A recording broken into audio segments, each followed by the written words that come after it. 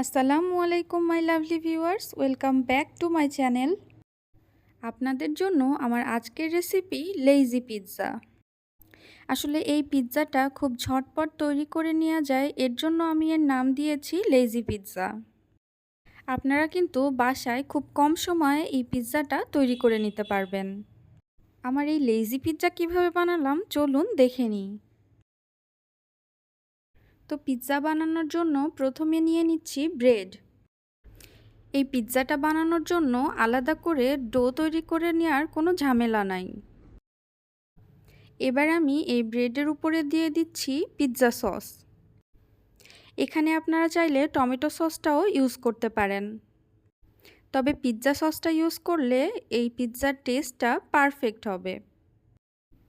এবার একটি স্পুনের সাহায্যে আমি পিৎজাটা ব্রেডের উপরে এভাবে ছড়িয়ে নিচ্ছি।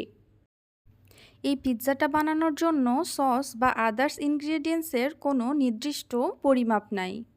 আপনারা আপনাদের টেস্ট অনুযায়ী সব কিছু বাড়িয়ে বা কমিয়ে নেবেন। এবার আমি এর মধ্যে দিয়ে দিচ্ছি কেটে রাখা ক্যাপসিকাম,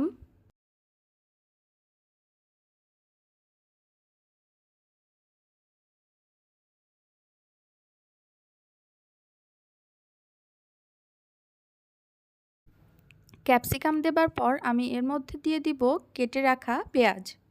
আমি পেঁয়াজটা একটু বড় বড় করে কেটে নিয়েছি। এবার সবগুলো ব্রেডের উপর পেঁয়াজগুলো আমি দিয়ে দিব।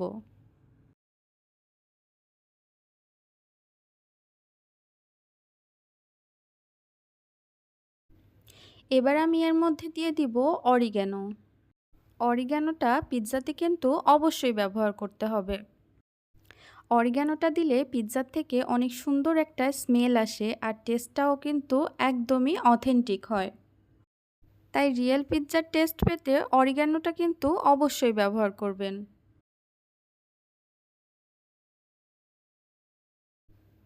অরিগ্যানোটা দেয়া হয়ে গিয়েছে, এবার আমি এর মধ্যে দিয়ে দিব চিলি ফ্লেক্স। আপনারা ঝালটা একটু বুঝে দিবেন, আপনাদের টেস্ট অনুযায়ী এই ঝালটা বাড়িয়ে বা কমিয়ে নেবেন।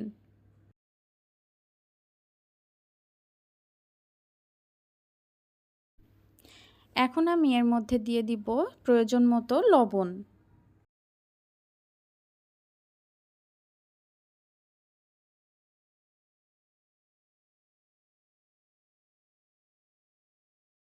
এবার আমি পিৎজার মেইন ইনগ্রেডিয়েন্টসটা দিয়ে দিব, আর সেটি হলো অবশ্যই মোজারেলা চিজ।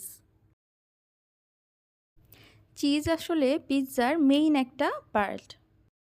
এখানে আমি চিজের পরিমাণটা একটু বেশি ব্যবহার করছি, তাহলে পিৎজার টেস্টটা আরও বেশি ইয়ামি হবে।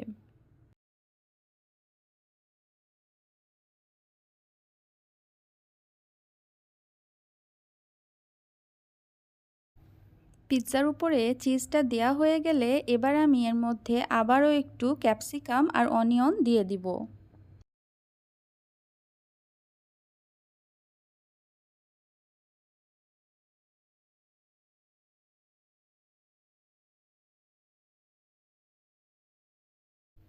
এবার পিৎজাগুলা বেক করার জন্য একদমই রেডি হয়ে গিয়েছে।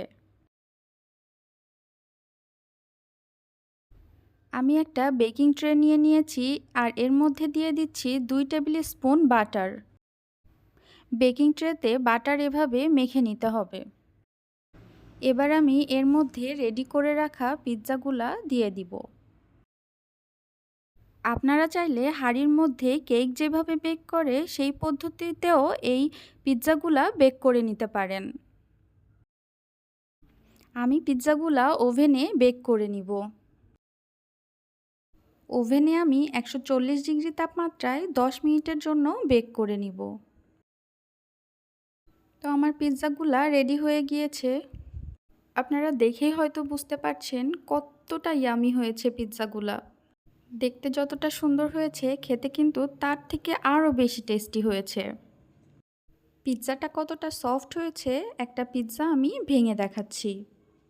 আজকের ভিডিওটি এ পর্যন্তই। সবাই সুস্থ থাকবেন, সুন্দর থাকবেন আর অনেক অনেক অনেক বেশি ভালো থাকবেন। আল্লাহ হাফেজ।